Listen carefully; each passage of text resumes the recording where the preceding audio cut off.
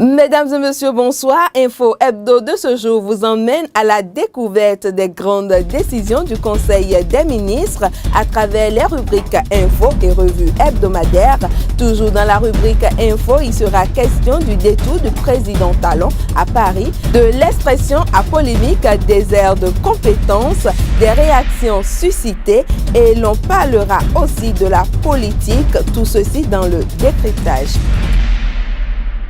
Bienvenue à tous. Le gouvernement Talon sonne le glas de bon nombre de postes qualifiés de budgétivores, abroge plusieurs décrets du gouvernement de fin et ceci à la faveur du deuxième Conseil des ministres tenu jeudi dernier. Suivons un bout du point du Conseil des ministres sur ces images de nos confrères de la télévision nationale. Le décret numéro 2015-394 du 20 juillet 2015 portant création, attribution, organisation et fonctionnement du bureau de l'auditeur général a été également abrogé. Un décret a été adopté qui met fin aux fonctions de tous les chargés de mission dans tous les ministères. Voilà donc certains de ces décrets abrogés. Le communiqué du Conseil des ministres donnera plus de détails sur l'ensemble de ces projets de décrets qui ont été adoptés pour abroger certaines dispositions réglementaires. Au titre des communications, le Conseil en a approuvé plusieurs. Le ministre de l'Économie et des Finances a présenté le rapport provisoire d'exécution du budget de l'État, gestion 2016. Le Conseil a instruit le ministre de l'Économie et des Finances à l'effet d'assurer l'exhaustivité des dépenses publiques et de poursuivre l'arrimage des engagements de dépenses à l'évolution de la trésorerie publique. Et ceci pour contenir le déficit budgétaire. Dans le cadre de cet assainissement des finances publiques, les ministres vont engager très bientôt l'audit de certaines agences et structures des ministères en charge de l'agriculture, du cadre de vie, de l'économie numérique, des infrastructures et de l'énergie. Le Conseil des ministres a également examiné la situation de la dette publique au 31 mars 2016. Et le Conseil s'est attardé sur l'évolution rapide de la dette intérieure au cours de l'année 2015 en particulier. Le Trésor public a emprunté près de 600 milliards de francs CFA en 2015 sur le marché des bons du Trésor et des obligations. Nous savons que la dette est un moyen de financement public, mais il faut contenir le risque de refinancement de la dette parce que le refinancement de la dette, lorsqu'il est fréquent, limite les interventions de l'État dans d'autres domaines prioritaires. Au regard de l'évolution de cette situation, le Conseil a instruit le ministre de l'Économie et des Finances pour rechercher de nouveaux moyens de financement concessionnel des programmes à venir et aussi de renforcer le partenariat public-privé. Par ailleurs, le ministre de la Justice a présenté au Conseil des ministres la structuration de la Commission nationale technique chargée des réformes politiques et institutionnelles. La commission sera installée par le président de la République le vendredi 6 mai 2016.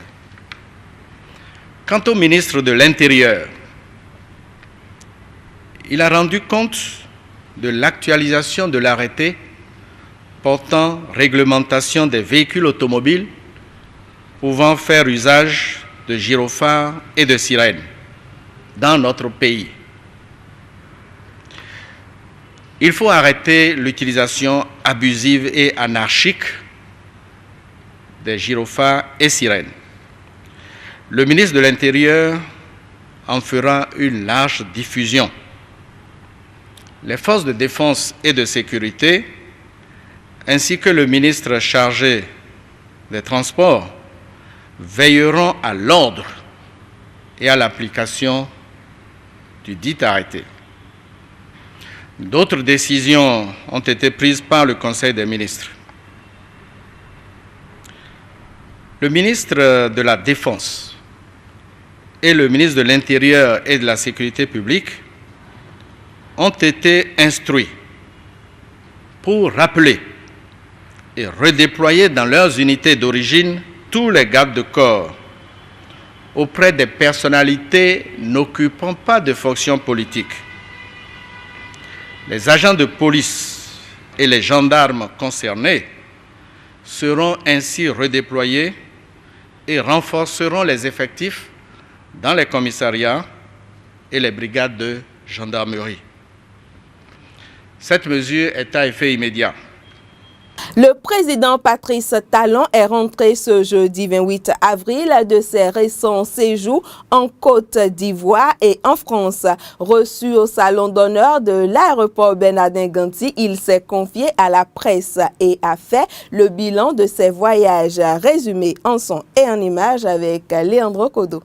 C'est avec un brin d'humeur qu'il est apparu hier au salon d'honneur de l'aéroport international Bernardin Ganti de Cotonou. De retour en terre natale après un séjour d'une douzaine de jours en Côte d'Ivoire puis en France, le président Talon a expliqué face à la presse les réelles motivations de ses récents déplacements. Une douzaine de jours que je suis parti d'Abidjan, de la Côte d'Ivoire, puis de la France. C'était un voyage privé, mais aussi de travail et de santé. Je suis en effet parti de Cotonou, je crois bien, le vendredi 15 avril, donc de Côte d'Ivoire.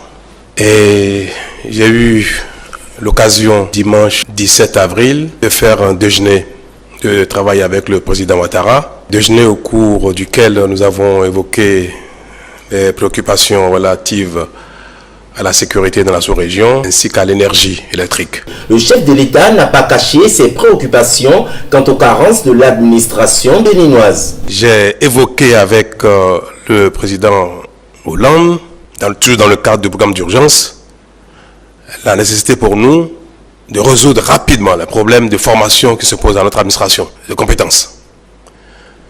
Tout le monde sait que notre administration se dégarnit. Un grand nombre de nos cadres, de nos compétences sont admis à la retraite. Patrice Talon a aussi effectué un bilan de santé lors de son séjour à l'Hexagone, à l'hôpital de la Croix-Saint-Simon à Paris, où il s'est abonné à ce genre d'exercice depuis l'année 2012. Révision de la machine à l'hôpital de la Croix-Saint-Simon à Paris, où j'ai pris l'habitude de faire ce genre d'exercice depuis bientôt 4 ans. Depuis 2012. Le verdict médical est favorable et je peux donc entreprendre la course sans précaution particulière. Patrice Talon n'a pas manqué de rappeler à tous que son séjour à l'étranger s'est avéré du bon augure pour le peuple béninois. Puisque dans les infos, nous remontons le temps et faisons le point de tout ce qui a marqué la semaine. Après la Côte d'Ivoire, le président Patrice Talon a rendu visite à son homologue français François Hollande au palais de l'Élysée. Suivons le compte rendu de leur entretien après la rencontre avec Léandre Kodo. Patrice Talon a rencontré ce mardi son homologue François Hollande à l'Élysée. Le renforcement de la coopération entre les deux pays, la COP21, mais également le terrorisme était au menu des discussions. On peut retenir à l'issue de la conférence de presse conjointe d'une dizaine de minutes environ les réformes administratives, les questions de l'énergie et la sécurité. Le gouvernement a la responsabilité de sortir le peuple de la pauvreté. Et ce mot n'est pas fort pour le Bénin parce que c'est un pays de grande pauvreté. J'ai l'ambition, et j'aime bien le dire haut et fort, au terme de 5 années, de faire le miracle. Prier, de faire l'effort de relancer, de donner plus d'ambition à la coopération de la France et le Bénin. D'autant que nous allons opérer des réformes politiques et administratives dans notre pays pour améliorer la gouvernance. Le président français a félicité le Bénin pour la qualité de l'élection présidentielle de mars 2016. Je lui ai renouvelé mes félicitations personnelles, politiques, pour son élection, qui a été à la fois claire par son résultat, mais transparente aussi par les conditions du scrutin. 20 jours après son élection à la tête de la République du Bénin, le compétiteur né tient à relever le défi du nouveau départ, le développement du Bénin. À la rencontre de Paris, Patrice Talon, dans sa déclaration, a lâché une expression qui a suscité maintes réactions au Bénin.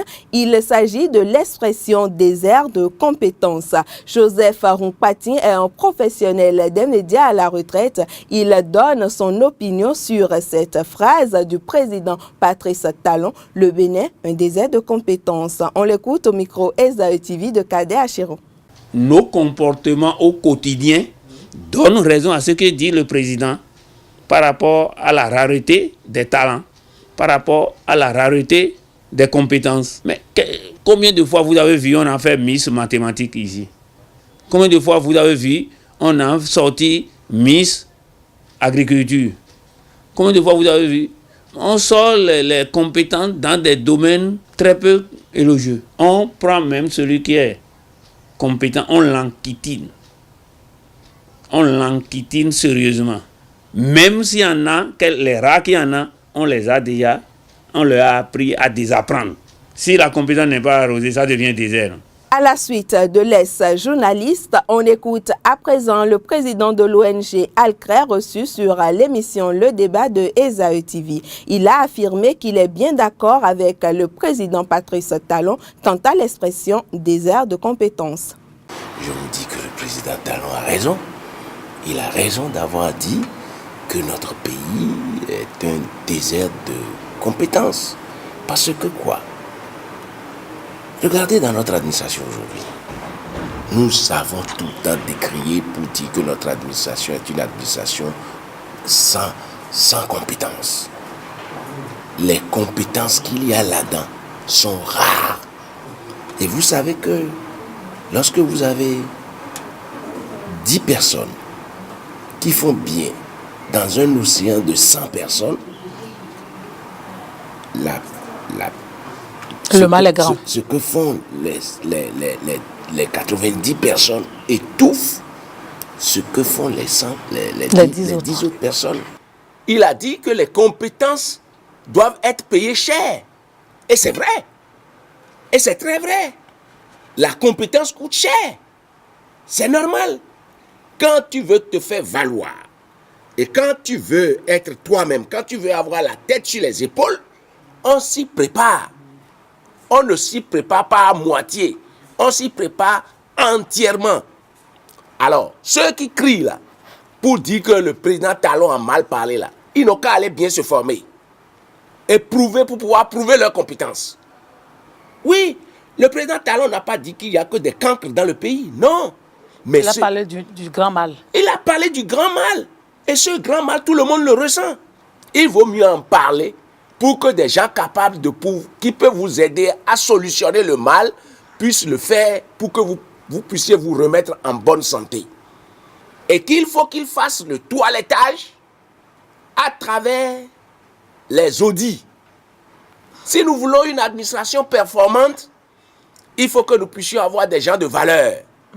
Avoir de gros diplômes, ce n'est pas ça qui signifie qu'on a de l'expérience. Et de la compétence. Et de la compétence. Avoir de gros diplômes, surtout encore qu'aujourd'hui, tout le monde, c'est la ruée vers les diplômes, mais de très faux diplômes aussi. Oui. Moi, je dis, il faudrait que nous soyons de vrais citoyens. Un autre événement triste mais très marquant aurait secoué cette semaine. Il s'agit de la mort de l'artiste Papa Wemba. Sur une chaîne YouTube, le docteur Patrick Badibanga, docteur congolais, explique selon lui des hypothèses médicales qui pourraient expliquer la mort du défunt. Ce que je pense, moi, du point de vue médical, être les causes ou ce que je pourrais émettre comme les hypothèses les plus vraisemblables. D'abord, je commencerai par dire, nous voyons que cet artiste, dans les interviews du mois de mars, signale lui-même qu'il était très malade et hospitalisé. Mars 2016. Mars 2016. Donc, il y a plus ou moins un mois. À peine un mois. il était souffrant au point, lui-même il témoigne son épouse lui confirmait que pendant qu'il était malade, il répétait chaque mot 2 fois. Et qu'il lui est arrivé des pertes des urines sur lui-même. Et lui nous donne comme diagnostic dans l'interview qu'il souffrait de la malaria. Il partait de Kinshasa à Paris. Et qu'à Paris, on a pris du temps à diagnostiquer sa pathologie qui était les paludismes. Bon, maintenant nous voyons dans la même interview, il dit qu'il devrait retourner à Paris pour faire une mise au point avant de commencer sa tournée. Bon, là maintenant moi je me pose des questions. La première question c'est de savoir, s'agissait-il uniquement de malaria? Point d'interrogation. Y a-t-il d'autres pathologies qui peuvent expliquer les symptômes qu'il signale, à savoir un discours répétitif, avec de temps en temps des pertes d'urine sur lui? Là, nous pouvons avancer comme hypothèse, j'insiste, avait-il pas déjà une pathologie cérébrale? Bon, lui, il évoque la malaria cérébrale, mais nous pouvons aussi ajouter, est-ce qu'il n'a pas fait ce qu'on appelle AIT, un accident ischémique transitoire? N'a-t-il pas fait des crises d'épilepsie mais sans convulsion? C'est des hypothèses. Mais surtout, nous voyons qu'il doit retourner faire une mise au point avant de commencer la tournée. Qui lui a dit le médecin en retournant à Paris? Il faudra aussi aller voir quelles sont les consignes qui ont été données. Devait-il observer un repos, une convalescence en bonne et due forme? Il faudrait se pencher sur les consignes données par les médecins à son retour à Paris pour comprendre exactement ce qui se passe.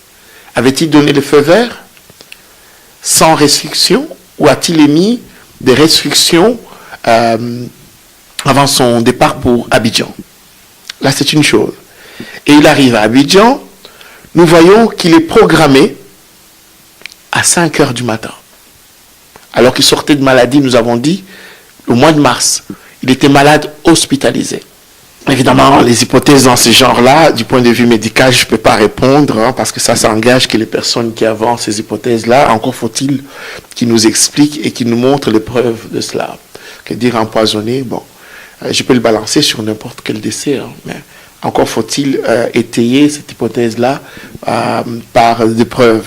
Mais par contre, du point de vue médical, nous voyons qu'il s'écroule brutalement. Et nous avons l'impression, au moment où les gens autour arrivent, qu'il a complètement perdu connaissance. Et lorsque j'essaie de regarder l'image de près, il me semble, sauf erreur de ma part, que sa bouche est déviée du côté droit. Ce qui peut confirmer l'hypothèse que j'avançais ici. S'il avait déjà eu des signes au mois de mars, avec des accidents ischémiques transitoires d'AIT, et que là, en ce moment-là, lors du concert, il fait ce qu'on appelle un accident vasculaire cérébral. Dans ces images, du point de vue de professionnels de la santé, on est choqué par le manque de connaissances des gestes adéquats à poser de la part et de l'entourage immédiat de Papa Wemba sur scène. Mais ce qui m'attriste encore le plus, c'est de voir les gens monter sur scène avec une marque de Croix-Rouge sur eux. Mais nous regardons les 2 personnes qui montent avec cet insigne de Croix-Rouge, mais nous voyons qu'ils perdent un temps énorme et on voit bien que ces 2 personnes sont autant ignorantes des gestes à poser que les danseuses et les musiciens qui sont autour de Papa Wemba. Cela fait une semaine aujourd'hui, jour pour jour, que le roi de la rumba quittait cette terre. Nous remontons le temps et vous faisons suivre ce reportage.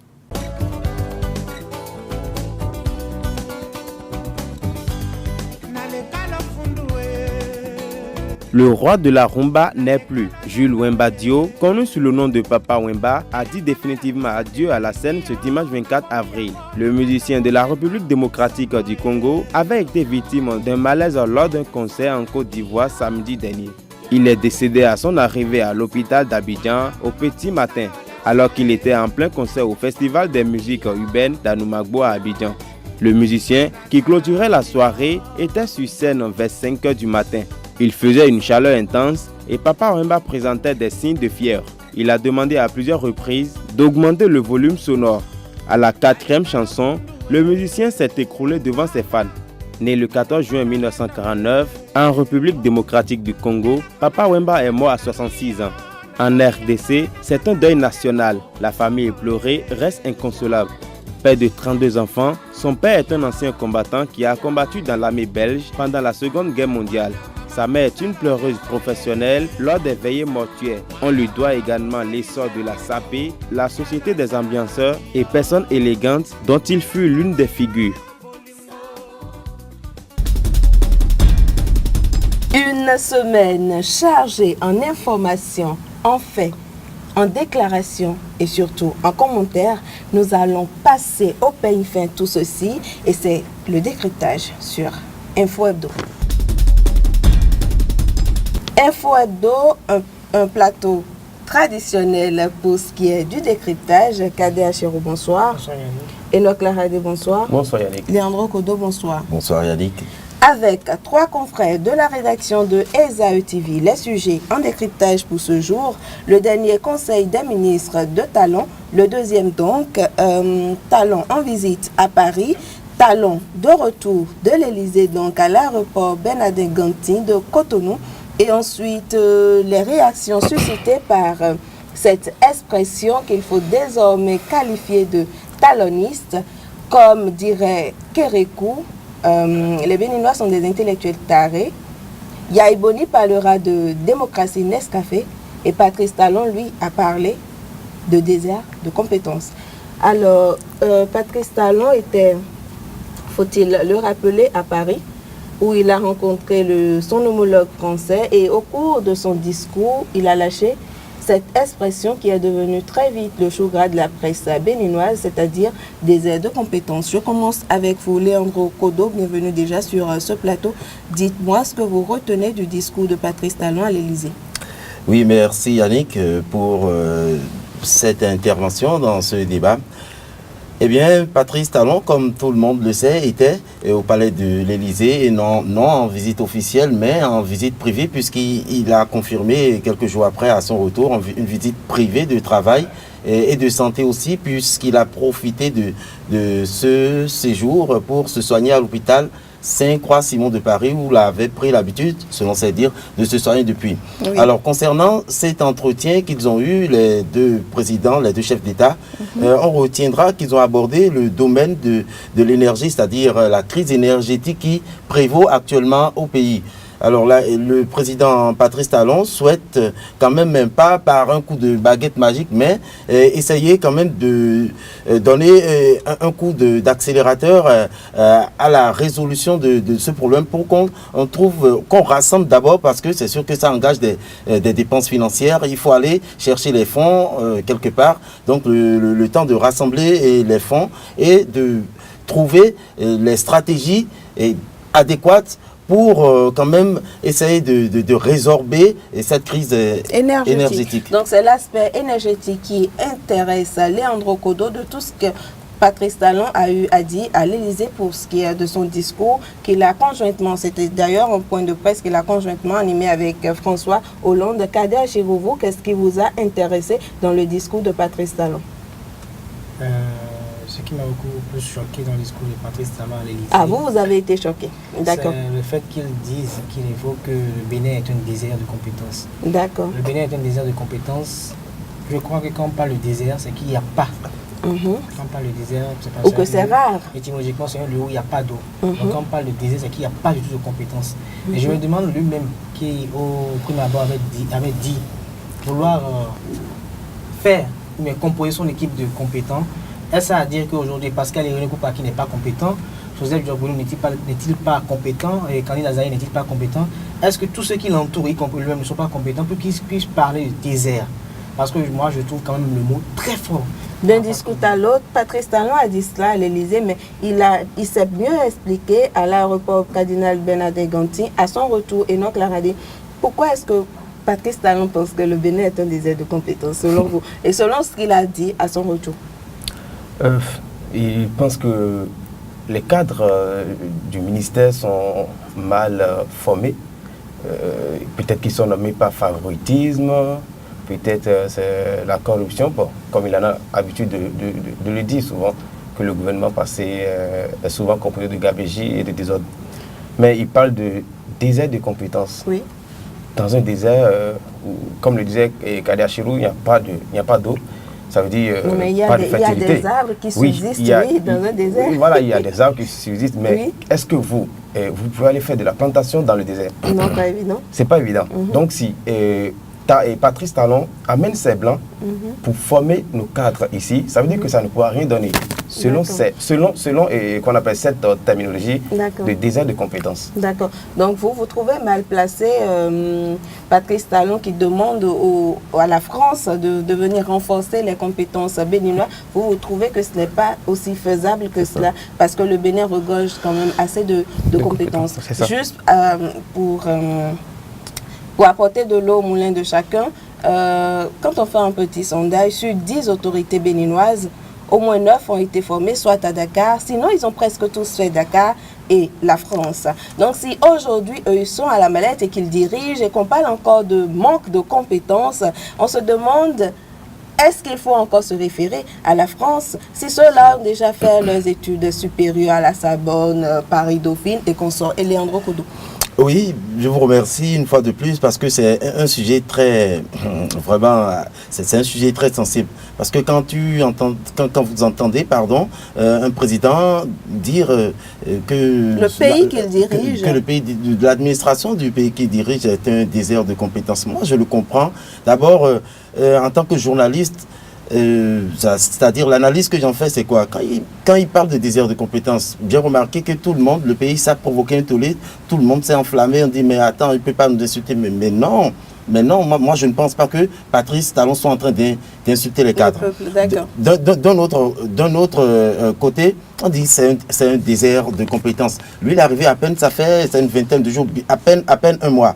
Donc c'est le constat qu'il a fait. C'est le constat, c'est ce qu'il a remarqué sur le terrain qu'il est en train de dire. Soit, comme Enoch le dit, pas favoritisme, c'est pas qu'il manque de cadre, mais les gens sont peut-être pas à la place où il faut. Ça, c'est d'un autre côté. Maintenant, si moi-même, en tant que Léandro Kolos a dit, j'enlève ma tunique de ma veste de journaliste et puis bon, j'ai envie de critiquer un peu là, je dirais, Patrice Talon, il parle de désert de compétences. Là, je viens avec un couteau à double tranchant. Lui, il a un bac +1. Et pourtant, là, il a la tête du bien. Il ne parle de quelles compétences? Dites-moi. Vous êtes sûr que... Bon, dites-moi, il ne parle de quelles compétences? Lui, il a jamais... Lui, on sait, il est un agrégé. Un professeur agrégé que tout le monde a sacrifié pour le choisi, lui. Le pilote manqué d'avion. Et aujourd'hui, avec tout ça, il pense que le Bénin est un désert de compétences. Je préfère, pour que le pays ne s'enflamme pas, je préfère que tout le monde prenne la chose du premier angle que je l'ai situé, c'est-à-dire que vraiment les gens ne sont pas à la place où il faut, puisqu'il a même dit à l'aéroport de Cotonou après que les cadres sont partis, soit les cadres sont partis à la retraite, il y a certains qui ont quitté la fonction publique pour le privé, il y a certains qui ont déserté même le pays. Donc je ne voudrais pas qu'on s'enflamme, tout le monde se jette en même temps. Ah, Patrice Talon nous insulte. Non, c'est pas du tout ça. Il faudrait qu'on prenne le calme pour bien étudier les propos de Patrice Talon. Il a aussi dit que pour guérir de son mal, il faut l'assumer, ne pas en avoir honte, et que c'est ce que lui, il est en train de faire. D'un sujet à l'autre, nous allons parler des grandes décisions du Conseil des ministres qui s'est tenu le jeudi dernier. Et je commence avec vous, Kadi Achirou. Quelles sont les dernières décisions ou les grandes décisions qu'on peut retenir du dernier Conseil des ministres de Talon?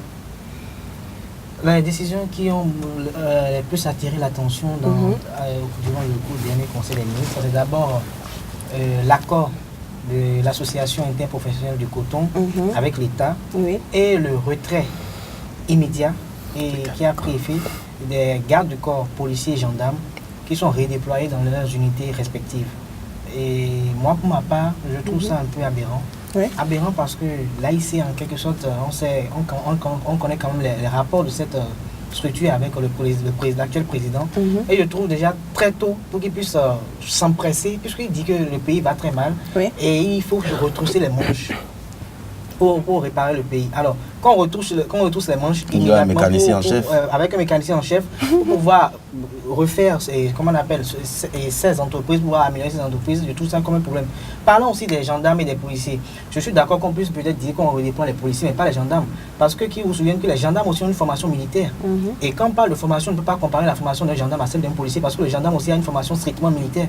Je peux admettre même qu'on dise qu'on garde les gendarmes, mais qu'on renvoie encore les gendarmes aussi dans leurs unités respectives pour protéger les populations. Je pense qu'après, il y aura un conflit d'intérêts. Puisque dans la ville, il y a déjà la police municipale qui s'intéresse à la régulation de la circulation dans sa mission régalienne.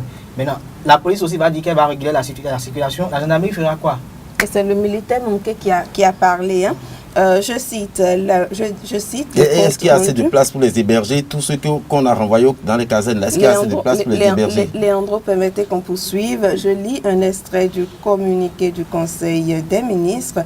Plusieurs organes créés par décret, notamment sur le régime de l'ancien président Boniaï, ont été supprimés par abrogation de leur acte constitutif.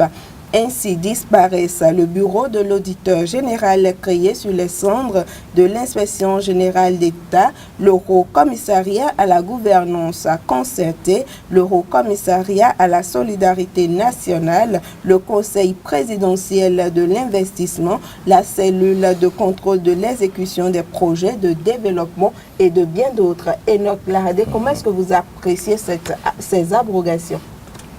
Peut-être que Patrice Talon, le gouvernement de Patrice Talon n'a pas trouvé trop d'importance à ces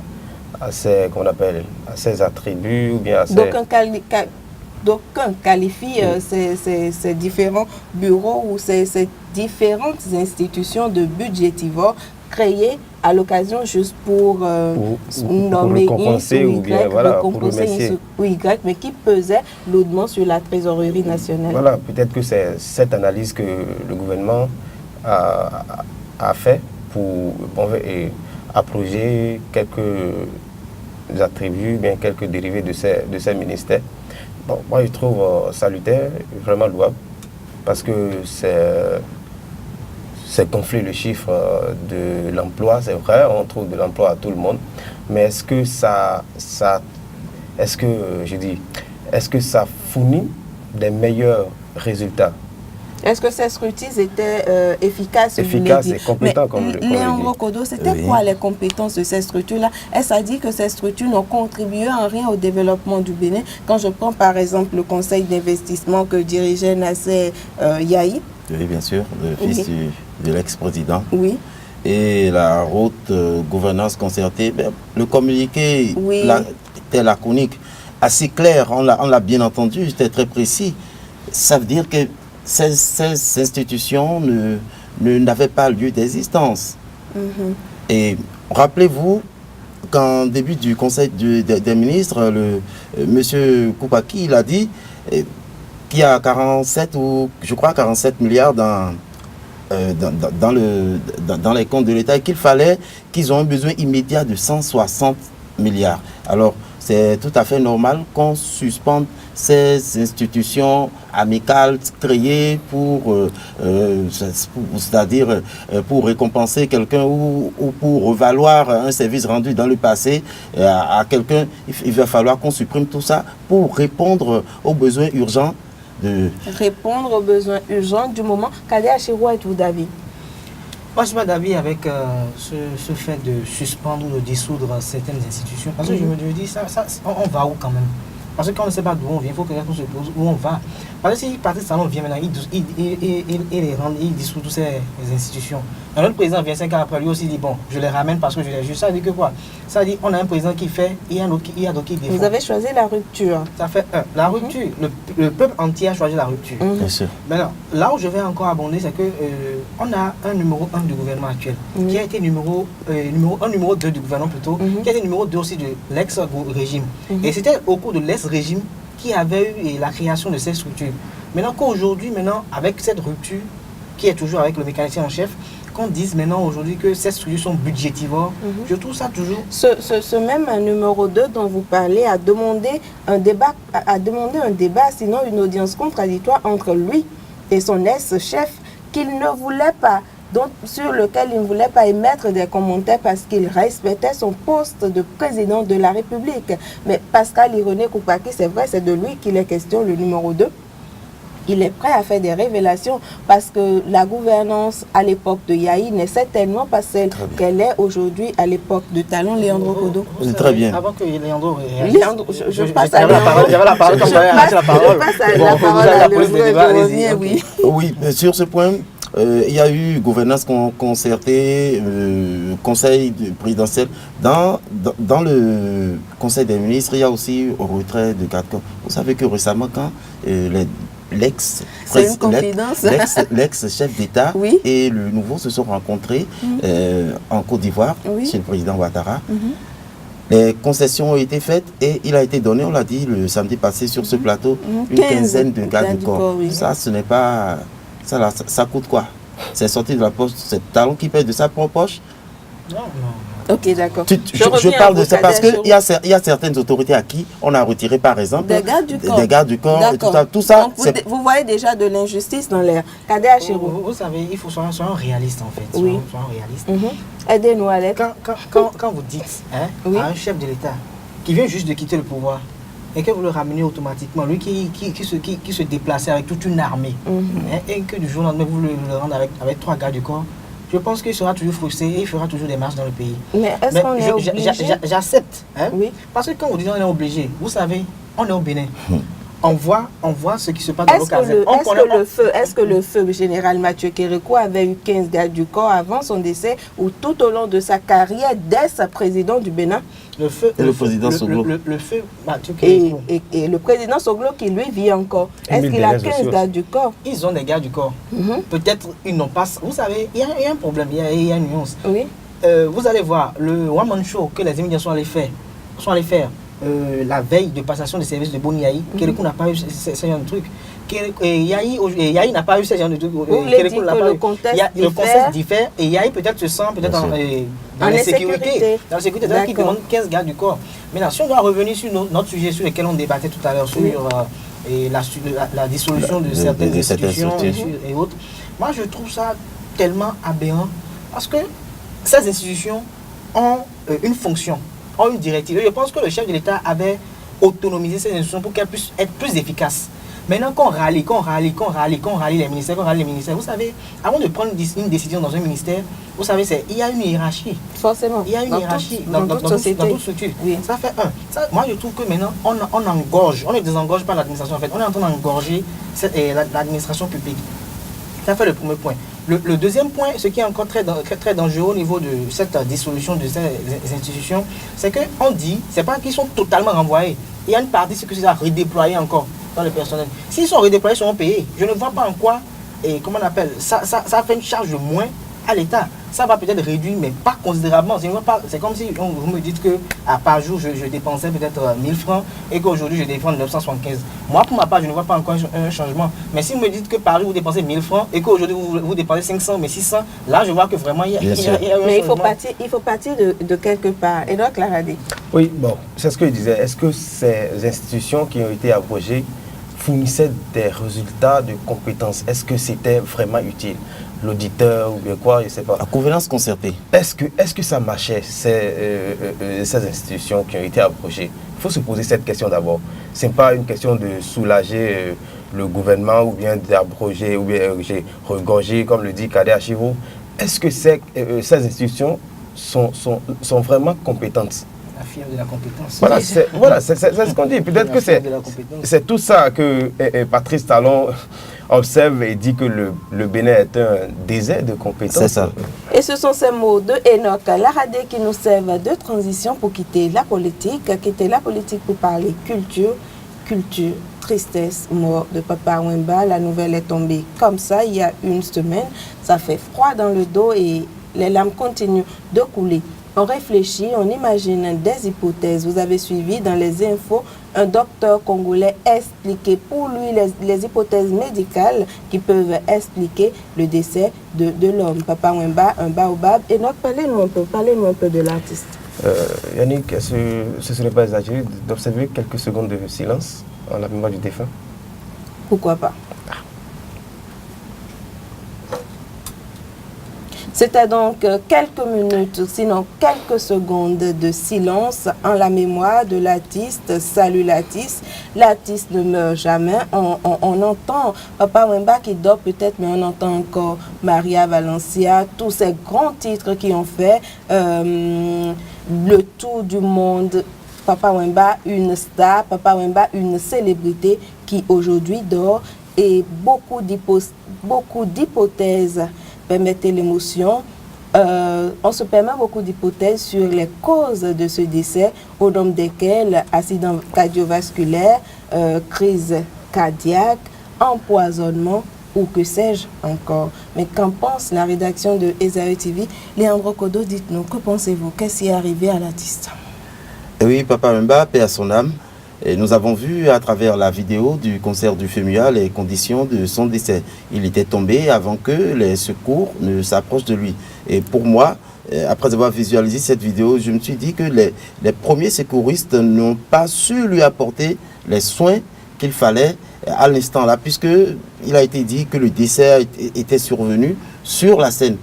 Donc pour moi, c'est que à travers les photos et tout ça, ils ne lui ont pas apporté l'assistance qu'il fallait à cet instant-là. Maintenant, les grands docteurs et les spécialistes pourront nous donner de plus amples informations. Peut-être qu'il faudra l'autopsie pour comprendre réellement ce qui est arrivé à l'artiste. Mais Enoch, on parle d'un artiste, on parle d'un baobab de la musique africaine.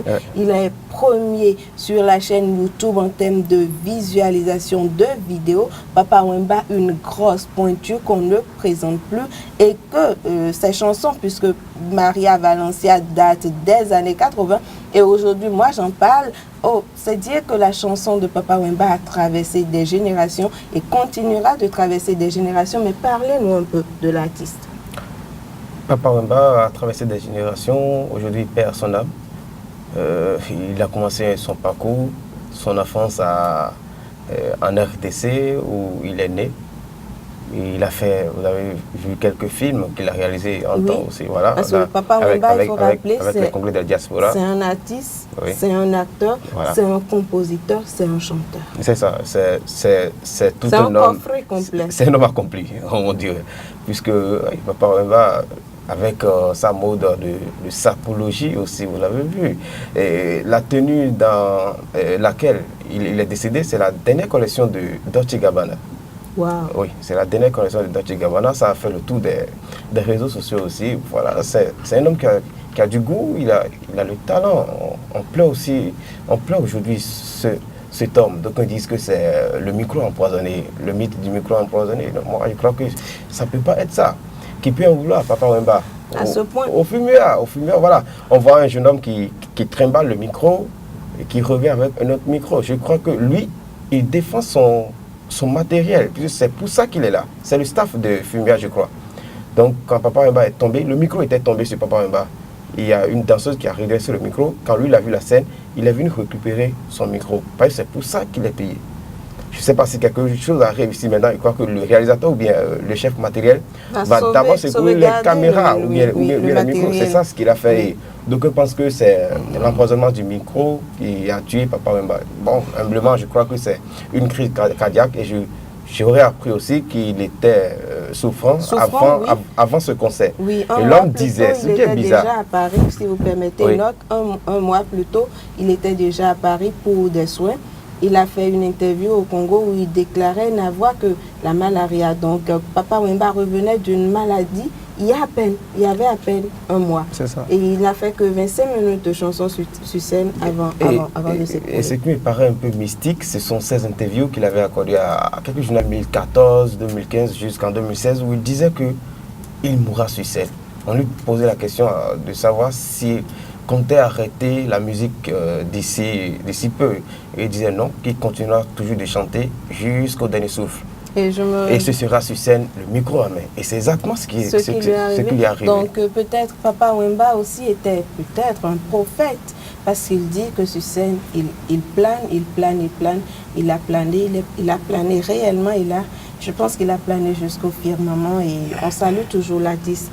Kadé Achirou, un mot sur l'artiste, Papa Wemba? Moi, j'aimerais seulement abonder dans le sens de ceux qui sont l'hypothèse selon laquelle l'artiste est décédé empoisonné. Je dirais tout simplement que c'est une aberration, toujours encore ici une aberration. Parce que l'homme même, lui-même de son vivant, a tout le temps souhaité. Il a dit que c'est son métier qu'il aime et qu'il mourra micro à la main. Oui, mourir sur scène, mais il n'a jamais dit qu'il voulait mourir en 2016. Et ce n'était pas ça, ce n'était pas prévu que ce soit sa dernière scène. C'est comme si un journaliste dit, par exemple, que je suis un présentateur et je vais mourir en plein JT. Je dirais que c'est une figure internationale qui est décédée et tout le peuple, le monde entier rend hommage à l'homme. Et je crois qu'il faut taire ces conneries de quoi Papa Wemba a été empoisonné par un micro, il n'y a pas d'assistance. Je crois que l'heure de Dieu est la meilleure. Et je pense que c'est Dieu qui a voulu, c'est pour ça que ça s'est produit. Donc je pense que... Vous êtes fataliste? Voilà. En tout cas, c'est vrai que c'est une note bien triste.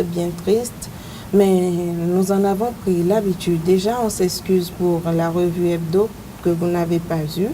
Mais on a travaillé à concocter pour vous les insolites. Une note triste, Papa Wemba, c'est vrai, mais on va quand même temporiser.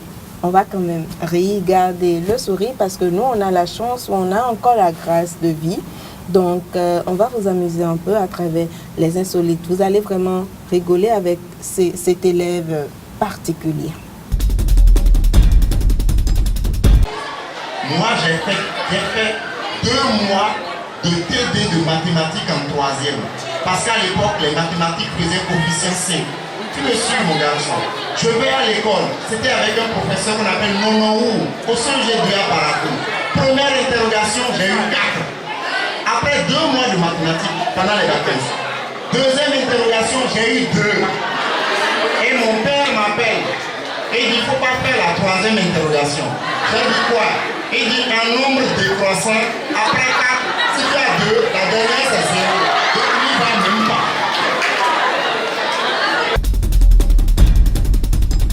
Samedi 30 avril 2016, le mois d'avril s'achève et Info Hebdo au grand fin ici. Mais rien que pour ce numéro 1, déjà le samedi, on se retrouve et ce sera toujours avec le même plaisir, avec la même équipe.